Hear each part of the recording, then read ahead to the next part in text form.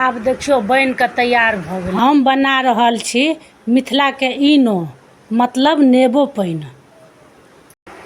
आ से हम केना बनबै छियै से हम अहाँ सबके देखबै छी। ई मटका में से पानि निकालिए आ ठंडा ठंडा पानि। आ ई माटिक बर्तन छै, एहिके पानि तऽ अहाँके बहुत बढ़िया होइ छै, फायदो करै छै। एहिमे आब नून दै छियै, ई छै अहाँके बीट नून, तऽ 1 चम्मच देलिए। अब 1 चम्मच नून देबै तऽ एहिमे 1 चम्मच चीनियो देबै। अब 1 चम्मच चीनी दै छियै। ओना जते बनबऽके हुए तऽ ओहि हिसाबसँ अपन देबै ओहिमे।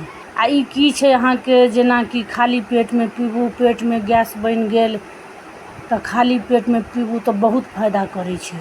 ओहि दुआरे हम कहि रहल छियै ई मिथिलाके इनो भेल। आब एहिमे नेबो दै छियै, मिला दै छियै बढ़िआँसँ।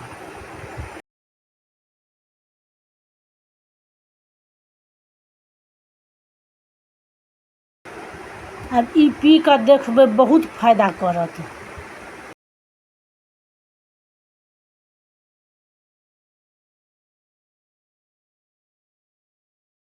आब देखियो बन कऽ तैयार भऽ गेलै।